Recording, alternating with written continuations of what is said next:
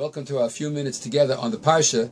This week, because of the special quality of the upcoming Yom Tov of Rosh Hashana, instead of focusing on Parshas Ha'azinu, which is being read on Shabbos Shuvah, which of course we invite everyone to the Shabbos Shuvah Drasha, but we're going to speak instead about the Kriyas HaTorah, especially the Kriyas HaTorah of Rosh Hashana. On Rosh Hashana, the Gemara tells us that three were remembered on Rosh Hashana: Sarah, Rachel, and Chana. Sarah was remembered on Rosh Hashana to have a child. Rachel also to have a child, which was, of course, Yosef, and Chana, which is the mother of Shmuel. The Kriyas HaTorah, the first day, says V'Hashem Pokadas Sarah. The Haftorah of the first day talks about Chana, and the Haftorah of the second day talks about Rachel. Rachel Mavaka al Boneha, and of course the famous prophecy that V'shovu vanim ligvulam, the Jewish people shall return to their borders. In the Kriyas HaTorah, the first day, it doesn't only speak about Sarah being remembered, which was miraculous in and of itself, because our Chazal tell us in the Medrash that Sarah was physically incapable of having children, and yet the miracle occurred. And just as that occurred on Rosh Hashanah, miracles occur for the Jewish people. One of the greatest miracles, of course, of all is God's judgment of the Jewish people, giving them the opportunity to do tshuva and to be inscribed in the book of life. When it talks about the rest of the Kriyas HaTorah on this particular first day, it tells us about an event that takes place with Yishmael. Yishmael is harassing Yitzchak, and because of the harassment, Sarah asks Abraham to send Hagar away with Yishmael, because there's no way that Yishmael can be raised in the same house as Yitzchak. And since Yitzchak is born and Yishmael is a bad influence, she asks Avram to send them away. And Avram sends away Hagar and Yishmael, and they go to the desert. And the desert is parched, and despite the fact that they had water, it was at the end, and there was no water, and it was sure that soon Yishmael was going to die in the wilderness.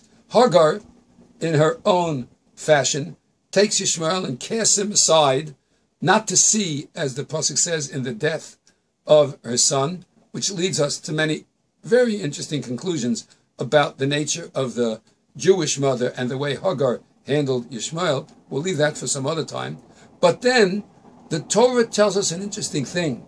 The Torah says, Vayishma Elokim es kol hana'ar, that the child was crying, and God heard the cries of Yishmael in his thirst.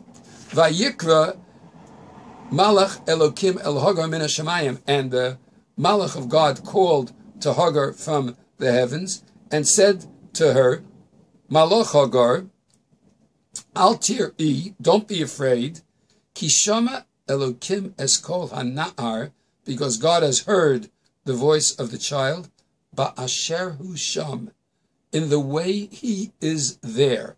And Rashi quotes, and he says, Yishmael was going to cause a lot of trouble for the Jewish people, and he already did cause trouble for Yitzchak. But when he was crying and begging to be saved, God judged him Ba'asher hu sham, in the way he was there at that moment. At that very moment, Yishmael's cries to God was sincere, obvious tshuva. And because of that, HaKadosh Baruch Hu listened and answered positively and showed them the well of water, and Yishmael's life was saved.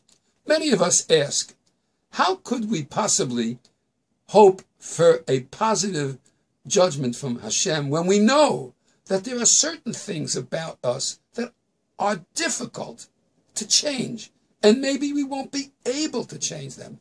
What if the day after Rosh Hashana I do the same thing that I've been patterned to do all along, despite the fact that right now, at this moment, if I had my way, I would change it, but ultimately I may not be able to.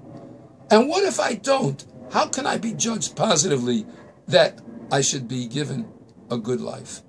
So the Torah tells us you should know that Yishmael was judged by Asher hu sham, the way he was at that moment. We too, on Rosh Hashana, we're davening, we're praying, We're asking God for forgiveness.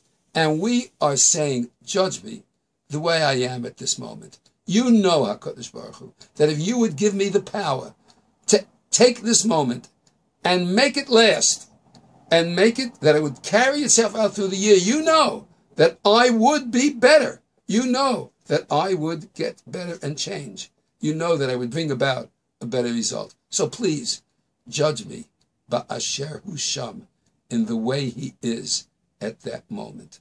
We all utilize the Yom Tov of Rosh Hashana to express our most innermost desires for the spiritual well-being, the physical well-being of not only ourselves, but all our brethren in Israel, all our brothers and sisters throughout the globe, all the Jewish people.